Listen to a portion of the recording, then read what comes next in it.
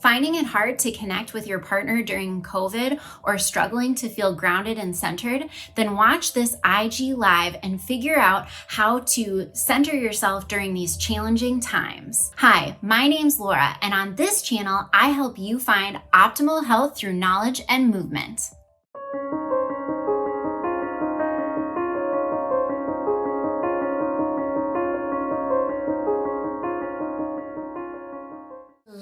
Hello. I am doing, I think this might be my third or fourth Ask Me Anything live while people are coming on. Hello. Hi, Clitoris Collective. As people are joining, I'm going to go ahead and move my other video that's recording this. So this will also be live on or be recorded and put onto my YouTube channel. So let me go ahead and get this set up. We'll wait here as we're having everyone join. We have another person coming in. Have my questions here. Hello, I hope everyone is doing well. If you get a chance, can you share where you are from? I would love to hear.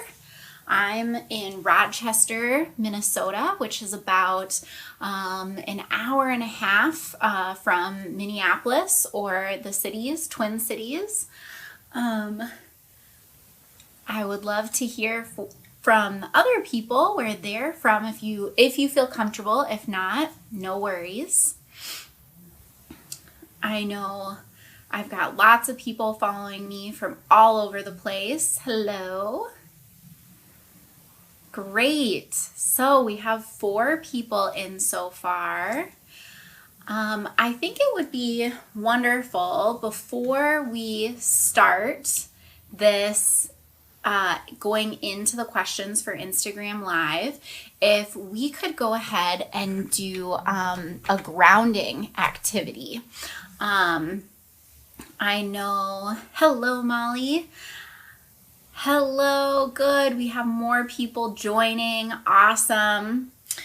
So for the new people who joined, I was just sharing that I'm in Rochester, Minnesota, about an hour and a half from the Twin Cities. I'd love to hear where other people are from.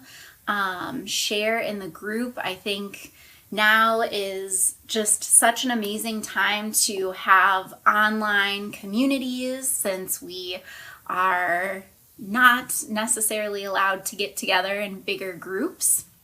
But before I go into my Ask Me Anything live, which if any of the people who are watching have questions that are pelvic floor related, yoga related, anything, just go ahead and pop it in there. Everything will be anonymous.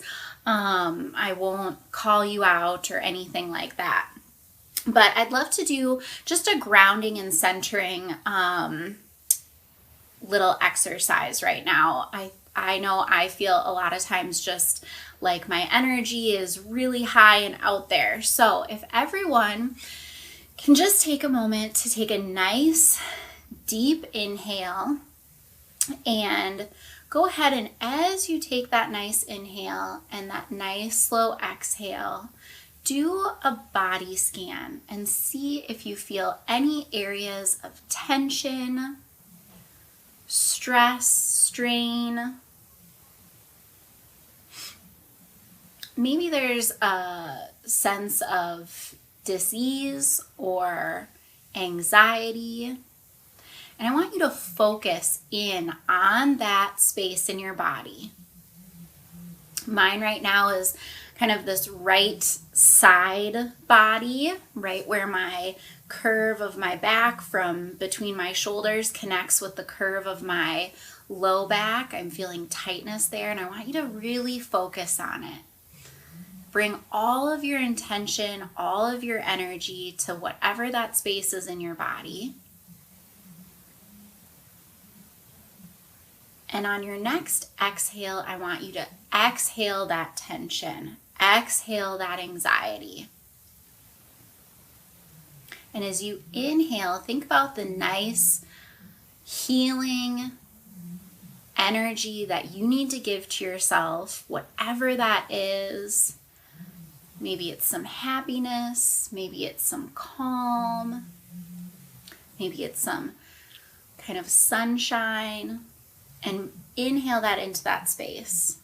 And then again, as you exhale, think about exhaling that negative ickiness, stagnation that you might feel. Now, as you go through a few rounds of that, I want you to focus on if you're sitting, standing, laying, however you're joining us today, just focus in on that very intensely. Wherever that pressure is in your body, feel yourself grounding into that space. Excellent. And before we seal this, just take one nice inhale and let out a nice exhale. Good. There's something to be said for when we do that audible exhale. So that's one of the first things I want to touch on with this Ask Me Anything Live. So I had a person reach out to me who shared that, they're working from home, they're sitting a lot, and they weren't sure if they were dealing with anxiety or if they were dealing with maybe from sitting all day long with this kind of hunched over posture. But they just felt like they couldn't catch a breath. And so, hello to my new joining people. So one of the things that I recommended they try is taking a moment every maybe couple of hours or a couple of times a day and taking a nice big inhale like we practiced, and then doing a nice loud audible exhale. So that's something that I love doing. Usually we find that we do it when we're frustrated. So think like, you're in the car and someone cuts you off, or you're trying a really hard task on your computer, or your partner leaves crap out that you would ask them to put away, or your kids. And we kind of go, ugh, And so I think that it's really important when we're stuck inside, when we're doing this social distancing, to try to inhale and get that max expansion of our chest, of our lungs, and then do these audible exhales and focus on getting all of that air out. And you do that, you can kind of see as I'm talking, you focus on pulling your belly button in, almost kind of like you're doing a crunch, and that will help push all of the air out through all of the kind of lobes of your lungs and get rid of that stagnation. I'm going to take a sip and I'm going to set my water down. I like talking with my hands, and I can see myself throwing the water. So if you're in a place where you feel like it's okay, since we have some new people joining us, we're going to go through 3 breaths of this, okay? 3 cycles. So I'll go ahead and lead. So first, I want everyone to exhale, then inhale, and then on your exhale, good. Inhale again, and then exhale.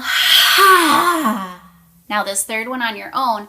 Inhale. When you think you've inhaled enough, try to inhale up here, inhale down there, and then when you exhale, try to get everything in the canister out. Good. Good. Nice. So during this time of social distancing, during this time of being stuck in our house, working on our computers, maybe not being active in the way we would like to be active, getting rid of that stagnant air is hugely, hugely important. And just as a reminder, anyone who is on the live, please feel free to put in the comment box a question you have or anything that's coming up. Now, I wrote down some of the other questions.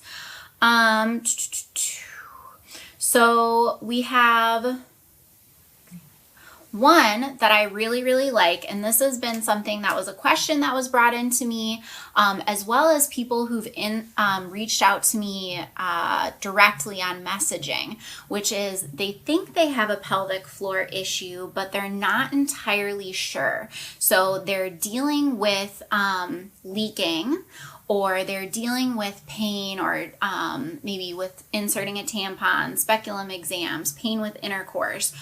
They feel like they can't do a Kegel, and they're wondering, do I have pelvic floor dysfunction? Can I self-monitor? And I think that's especially huge too, as we go into this time where we're going to start seeing a lot of physical therapy go onto a virtual realm. So, I will be announcing soon about telemedicine. And so we have to be able to figure out, how can we teach people to monitor what's going on with their pelvic floor muscles? So your pelvic floor, and I don't have my model handy right now, so I can definitely will cover this in my workshop. I have a workshop sign up will be really, really soon, but there's going to be dates available for March 16th, or I'm sorry, not March, May 16th and May 17th. And this is a pelvic wellness workshop.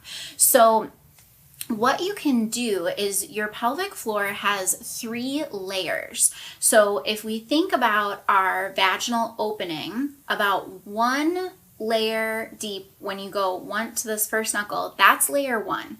You don't even have to place your finger in your vagina to see if you have muscle dysfunction. All you have to do is find the bone that you sit on. So if you just take your hand like this right now, lean to the side, find that bone you sit on, okay? And then if you go just a little bit to the middle towards the vagina, you can feel and push up into that kind of soft area. That is your pelvic floor. So it's actually kind of hard for me, I feel like, to reach around and then sit squarely. So you can do that. I'm kind of a fan of sitting cross-legged. So you can even take your finger and go down your inner thigh till you get to this thigh bone. You can kind of see me at the bottom there. And then you can go just on the inside, and that's your pelvic floor. So that's a lot easier for me to do. So with your finger kind of, I kind of like to do this like knife kind of look, and then I'll put my fingers like this so they're all like this, and so I'm not like stabbing in with one finger. So kind of something like this, going right next to that thigh bone, kind of right on the outside of your vagina. You can hold that there, and you can push into those muscles. If there's tenderness and you want to push on your right side and your left side, if there's any tenderness when you're pushing in, or it feels super firm, like if you put your pinky and thumb together and you push those together and then you push on this part, if it feels really hard or firm there, that means that you have muscle tension or tightness or lack of range of motion. And that can really affect how your muscles activate and work. So that is a really great way for you to self-monitor, and a great way for you to become an advocate for yourself when you're going into your doctor. Because a lot of times doctors will say, oh, you know what, you said you were leaking, that's just totally normal. Well, it's not normal at any age to leak, okay? It's common, but it's not normal. So what I find is a lot of people go in and they're reporting problems to their doctors for many, many years, but the doctors are kind of blowing it off. So being able to check in and push on those muscles can help you communicate better with your physical therapist or your primary caregiver. Now, I don't want to give too much away, because I will go into how you can better and more further assess those muscles in the workshop that will be on May 16th and 17th. Make sure that you are signed up for the Clitoris Collective newsletter that goes out usually on Thursdays. Also, another really great place to connect with me and ask more questions and connect with this community is through the private Facebook group. So that you can access by putting into the search bar Clitoris Collective Group. Also, the link is in my bio, and that really helps you connect with me even more frequently. So definitely check that out. So it's important to be able to assess your muscles so that you can tell, is there tightness or is there no muscle bulk? Also, can you contract? Can you relax those muscles? Super, super huge. Okay. Now I'm going to look at my next question, and also feel free at any point in time to put in a question, because I want to make this totally appropriate for whomever is tuning in. I'm going to take a sip really quick. Okay, so we have a person who talked about taking frequent trips to the bathroom, and that they have very strong bladder contractions and they don't feel like they can hold urine for a long time. So this next month or two, I'm going to be rolling out a lot of information regarding bladder health. So the bladder can be affected not only by our muscles, so our pelvic floor's ability to contract or relax, it can be affected by what we're consuming. So, for instance, right now, I'm consuming a key lime LaCroix water. So there are certain things that irritate our bladder, and when our bladder gets irritated, it will contract really strongly and say, you need to go to the bathroom right now. So those are called dietary bladder irritants. Carbonation, citrus things like orange juice, lemons, limes, all of that stuff, caffeine, can be bladder irritants. So if you feel like you cannot hold urine for a long period of time, it often is not totally because of your pelvic floor muscles. It can be what you're consuming. And so that is where it's really helpful to work with a pelvic floor physical therapist so we can identify, is it your muscles that are causing the issue, or is it the fact that maybe your diet is leading to some of these issues? And there's lots of great exercises that you can do to kind of work on suppressing that urge and retraining your body. So if anyone feels up to it, if you can send a heart through, if you deal with any urinary issues or anything like that, do, because I'd love to know if this hits home with you guys. I will share that I sometimes deal with urinary incontinence. I haven't had any kids. I haven't had any pelvic surgeries or anything like that. I actually have muscles that tend to be a little bit on the higher tone, tighter side. They're not as flexible. Also, I consume a ton of dietary bladder irritants. And I sometimes don't check in with my body. So it's kind of like if anyone's had any kids, I know with my nieces and nephews, they sometimes would have an accident on the playground because they wanted to keep playing and they didn't want to come in to go to the bathroom. So I think a lot of times we will ignore our body's natural urges to go to the bathroom, or we get so in tune with what our body is doing that it's like as soon as we feel that urge, we go to the bathroom. So I think that that's really, really interesting. I'm going to take another sip and then I'm going to put this down. I hope some people joined with, like, I know one of the things I said on my stories was to join with like wine or tea or something. I definitely need to do a wine run for sure.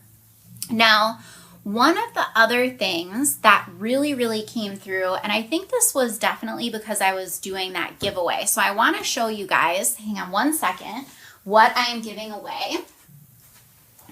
So I hope you have entered. Remember, how you enter is by liking the giveaway post and then tagging a friend in the comments, and then also following Clitoris Collective and Laura Myhofer. So you want to follow those two accounts, like the post, tag a friend in the comments. This is the vibrator I'm giving away. Let me go ahead and show you guys. This is my favorite vibrator. Whether I am doing their rechargeable one or doing this one, which is battery operated, I am obsessed with this. It is great for all sorts of people. I love it because it has that nice curve and it has this flat piece, which really allows for great contact with the clitoris externally, but it also allows for great contact of the clitoris internally because that nerve bundle kind of comes down and surrounds that vaginal canal. So one of the comments that came in, and I see there's like about 6 or 7 people on here, is how can you continue to focus on intimacy during this social distancing time? I know there's been some funny memes and things that have been going back and forth about like guys not being able to make it on because there's not dating apps and they're actually having to like talk to women for a while before getting to meet them in person, which I think is funny. But in regards to intimacy, what I have been telling a lot of people is intimacy or pleasure, sexual arousal, all of that stuff is really about your own personal preference. So my personal preference is not necessarily to see someone on FaceTime. So if I'm distancing from my partner and the only way we can interact is via phone, I would much rather just interact by talking to him than talking to him and seeing him if we're gonna do sexy time stuff. Other people, it might be completely the opposite. So I really ask people to explore for themselves what makes you feel comfortable and what makes you feel sexy, and then try to recreate that in your space. So if you're wanting to be intimate with a partner, do you want bright lights on? Would you get freaky on your couch, or would it be in your bedroom? Okay, so start to explore that. For me, it would be bedroom. Maybe the lights are dimmed. Maybe there's a candle lit. Different things like that. A lot of people don't love talking on the phone or doing a FaceTime type thing. They prefer texting and kind of setting the mood through those avenues. I've even asked some patients to work on sending like writing stories as emails and sending things that way. There's a lot of great resources specifically on Lilo's website where they have kind of like erotica type stories. So during this social distancing time, I think that this is a great time to kind of check in with yourself to see, gosh, what makes me feel sexy and how can I recreate that? Because the flip side of it is I'm hearing from people who really don't see their partner that much. Now they're both working from home and the kids are home and it's just all of this all of the time. And so they're wondering, how can I create and drive that sexual tension when we're literally seeing each other all day and it's super stressful because the kids are around all day? So in that scenario, same thing. You almost have to kind of make a little bit of extra effort, not for your partner, for yourself, to think, what helps me to feel good? Because sexual pleasure and enjoying things, not just orgasm, sexual pleasure really comes from what you feel about yourself. And I kind of have joked with patients and people in the past, like, I don't like it when my feet get cold. So you know what? My freaky time means I put on socks. And you know what? They're comfy socks. They're not sexy stockings. And that is okay. So just maybe an exercise after this live is done or tonight would be to check in and see, what makes me feel extra special? What makes me feel sensual? What helps me set the mood? Am I a person that likes vibrators? Or am I a person that doesn't really like vibrators?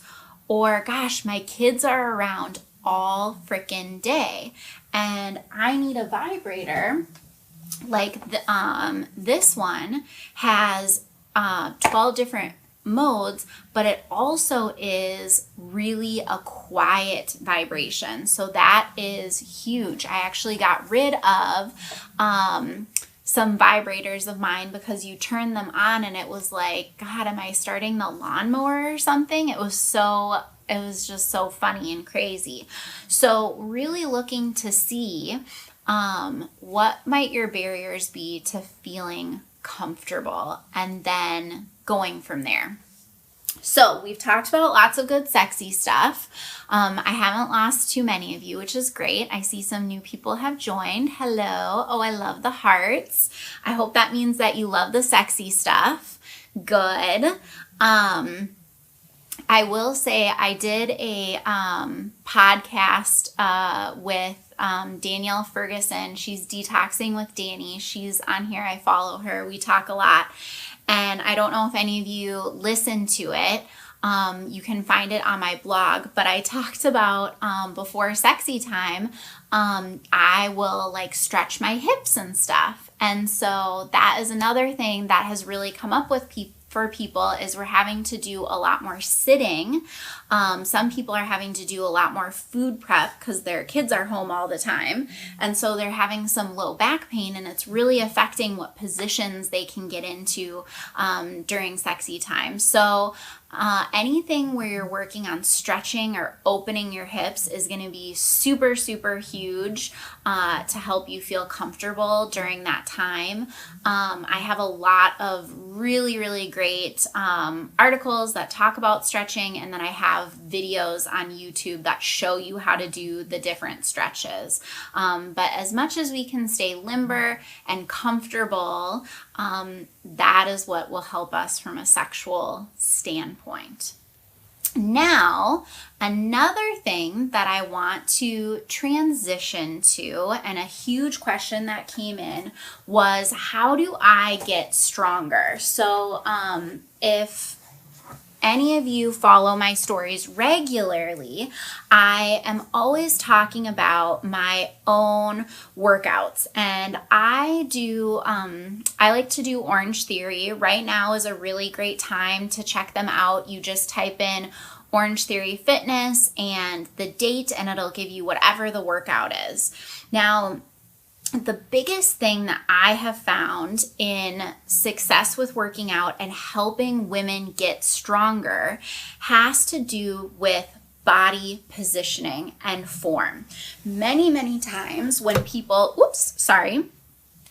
many times when people are exercising or moving their body, they tend to focus on the speed of the movement and then they lose the form, okay?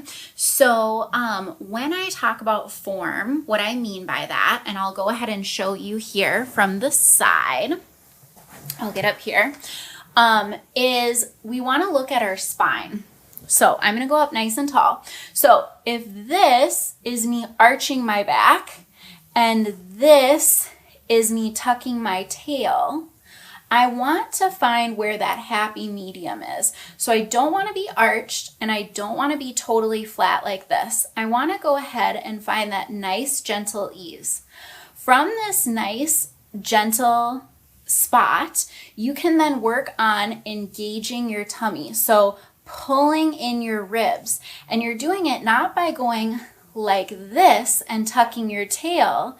You're doing it by, let me transition this way, by, so if I kind of let my belly relax, by pulling in. So you're squeezing in from the sides. So you want to do that in a way that is gentle enough to pull in your tummy, but also will allow you to breathe. So when you are working out and you're doing different activities, you want to always come from a very strong core space. And strong does not mean six-pack abs. It means that gentle kind of hugging in and engagement. Again, this is something that I'm going to cover in detail with exercises for you to do at home at the May 16 and 17 workshop that I'll be offering. The registration is going to be up really, really soon. So it's either or for days, not both days. So anywho, what's really, really important is that you engage the core and then you move from that place of engagement. I think it would be really interesting for you to go ahead and just put your hand anywhere on your tummy. I kind of like going on the side here. And if you tighten your tummy, can you maintain that tightening by when you're still like raising or lowering your arm? Can you still maintain that tightening? Can you still, when you're doing that, maintain your breathing? So oftentimes what happens is we will start to lose that core engagement while we're doing these dynamic movements. Now, I didn't really think when I was setting up this Instagram live in a good way to be able to show you guys demonstration moves. So I think I will figure out an Instagram live where we actually like move and groove together. Maybe I do like a live exercise class or something, because I think you would be able to better see what I'm talking about. But as you move into your exercise tomorrow, say you're doing a plank or you're doing push-ups, I want you to focus on, can I engage my tummy? Can I maintain that engagement as I lower myself to the ground and as I push the ground away? If I'm doing core work while I'm laying down, can I work on that engagement? Can I maintain that tightening as I reach my legs out and as I pull them back in, or as I raise my head up and as I lower my head? So those are the things that I want you to focus on, because oftentimes I find it with myself, and this is something I'm working really, really hard on right now, is maintain that engagement during the movements. So what I find to be successful is we really have to modify. So it often means for people that I work with, instead of doing a plank fully straight, they actually have to put their knees down. Or if they're doing a plank fully straight, we elevate their arms so there isn't so much weight down onto the ground. If they're doing a lunge or a squat, we limit their range of motion so that we can keep that engagement throughout the entire movement. If you are instead focusing on doing the movement and just getting this huge range of motion and not engaging the core, that is where we are really not getting that much bang for our buck when we're exercising. So that's a huge thing when it comes for strengthening. Now, the other piece that I think is important is our cardio or endurance training. I've been taking some time to try to do more walks, make sure I'm doing it so I'm not like encountering a bunch of people and all of that. But it's very interesting as I watch people walk, because oftentimes they're walking or running again with this posture. I saw this gentleman running today where his posture was really rounded like this. And if you think about it and how our diaphragm lives down here, and then our lungs are up here in our rib cage, if I am collapsing this whole front of my body, how can I get that nice big inhale and exhale to help pump that oxygen in, help my heart pump so that I am exercising optimally? So many times when I'm working with people, in order for me to help them get faster running or faster on the treadmill or faster walking, or even just to get a better exercise in, we have to slow down their speed and work on their ability to hold their body upright with good posture, and then work on that endurance so that maybe their goal is to walk 60 minutes or run 60 minutes. So we might actually have to start at 20 minutes with good posture, do some strength training at a slower speed, and then we build up to that over time. So I had one guy, Jeff Moore. He's a physical therapist who's really awesome. He's out in Colorado. He said that when people are running, they're just actually controlling their fall forward. So when you're walking or running, kind of check in to see, can you hear your feet hitting the ground? Does it sound like kind of this like thump, thump, thump, thump, thump? Or when you are running, do you feel like you're kind of landing and being able to spring forward? Or as you're walking, do you notice your feet are turned out and you're just kind of collapsing through? Can you instead sort of pull from the top of your head on a string and sit nice and tall so that you can move forward from a good stabilized core? Okay, we have a question. I realize when my posture is good, I naturally tighten my stomach. Agreed. Thank you. Yes, I love that. I think that people who tend to do yoga and Pilates, I would say tend to be able to connect with their core better. I would say a lot of patients think, oh, when she says that, that means I need to join yoga or Pilates. And that's not what I mean. I think it's just their cueing oftentimes is think about being tall, and then their next cue is work on tightening your core, or tighten your core as you inhale and think tall. So it's more about the cueing and less about the actual action of doing yoga or Pilates, but I find that to be very helpful. Another question that came in is it better to run on your tippy toes or a flat foot? So that's a really great question. So when we are looking at running, a lot of individuals tend to heel strike. So when they're running, if you look at them, they're contacting the ground with their heel first. That sends a lot of force up through our knees and our hip joint, and can be really, really hard on our body. So I like people to kind of land in what I call the midfoot or ball of your foot. So when you're landing, it's not like you're totally landing on a flat foot. You're landing a little bit on the kind of ball and toes and sort of springing yourself forward. So in order to do this, I actually had to do a lot of work to transition from a heel striker to more of this forefoot striker. And again, it came from slowing down my speed, and then I had to shorten my stride length.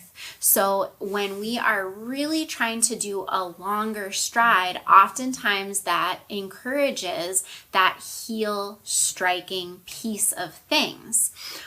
So if you slow down your speed and you shorten your stride length, so it's a lot of quick, short steps, you'll get better at landing on your kind of forefoot, midfoot area to be able to spring off. And you want to take time in doing that because just like my hand has a lot of small muscles there that give it stability, the same thing is with our foot. So our foot is kind of built like a spring, and that's where our arch comes in. So as I land, my arch flattens and then it tightens to spring me forward. So taking time to get that foot strength there by getting in some miles, getting in some time with a slower speed but shorter, more frequent steps will help gain that foot strength. Great question. Perfect. So I want to make sure I'm not missing any. Good. Perfect. So really, I think the biggest thing for me when doing this Ask Me Anything live is I want to continue to give you guys spaces that we can connect. This really helps me continue to hear what people want to learn more about. It helps me to gear my content towards you because I'm putting information out there, not because it's what I think the world needs to hear. I'm putting information out there that is inspired by and asked for by you. So you can always email me at hello@laurameyhofer.com. That is on my website, but there's tons and tons of ways for us to interact. So I mentioned earlier, before some of you were on, about the private Facebook group. I'm really excited to create that space because I wanted to create a judgment-free zone. So I had a really amazing group of friends in college, specifically also in physical therapy school, who I could go to for any question I had, anything like that. And so I wanted to create that same space because I had found that as I became more of an adult, I didn't always have those spaces because many of those close bonds that I had made, those people left and weren't close by. And so I wanted to have a space where women can come in and ask questions about their body and get really good information. Not the stuff that Cosmo sends you, but really good information. I just started the Clitoris Collective Instagram, which is really, really exciting. That's going to have lots of fun and funny information. Very soon, I will be launching my shop page on my website, which will have really funny stickers as well as the workshop that I talked about. And thank you for saying... I'm having trouble hearing you. Oh, sorry. My watch. I don't entirely know how to use it. Thank you for talking about creating that space. I want that space to be there for you. So if you you can get to the group. I forgot to mention this by using the link in my bio. Also, if you just go to Facebook and type in Clitoris Collective Group, you can access it that way. And like I said, it's completely like you have to ask to join, and we have a moderator and everything. So it's going to be a very positive experience. But I think that as we go forward during this coronavirus time, I think it's really important to have these spaces that are places you can connect with others who are like-minded, and get some good information, because it is challenging to get into doctors. Definitely check out my blog post that went live Tuesday, that talks about things you can do for yourself during this time with Corona. But it is harder to get in front of a doctor, and many things they're deeming kind of elective or not necessary and are being deferred for an indefinite amount of time. We don't know when people are going to be able to go back in for surgery, and when or if things will return to normal. So during this time, if you can share my information with others that you think might benefit, I think that's how we keep our world and our nation really healthy, is by continuing to connect with others who can give us good information about how we can stay healthy. Because what might work for me regarding like doing Orange Theory workouts and different things like that might not resonate with another person. But what I have found in this community is that I get a lot of great things asked back of me or shared with me that then help change my choices and decisions. So I have a really great cousin out in California who always helps me to see kind of other sides of things. She's very good at going for her daily walks, and it was great because that inspired me to walk more. And I've had other people on here that have talked to me about inspiring books they've read and different things like that. And I just found that in my direct messages, I was having so many amazing, beautiful conversations that I think others would really benefit from. And because they were similar conversations, it was just happening only for my benefit, it seemed. So anyway, there's lots of great ways to continue to interact with me, to continue to learn this information, and just as much as you can share with others so we can really change the narrative around pelvic health and make this a more accepting area and support each other, the better things will go. If anyone has any more final questions, please submit them. Otherwise, for this Thursday, I know a lot of people are joining from the East Coast or the West Coast or even from other countries. Just take some time, like I was saying earlier, to reflect what makes me feel sexy, what makes me feel good. And it can be something like doing a sheet mask. It can be, now that it's finally nice in Minnesota, I like to go lay on the grass. It can be curling your hair, putting on makeup, whatever it is. Think about those things and try to make a commitment to do that tomorrow, to try to see how you can weave in taking care of yourself, and try to add that in and report back to me. I want to hear, was that successful for you? I think that that's the biggest thing, is that I want you to have success. So keep me in the loop. All right, it looks like no more questions are coming in, so this will be available to all the people who are watching it later. This will be available for the next 24 hours. I also went ahead and recorded it on my GoPro so we can make it live on YouTube as well. Continue to tune in, continue to follow me, Facebook, Instagram, and don't forget, enter to win for the vibrator. Have a wonderful day.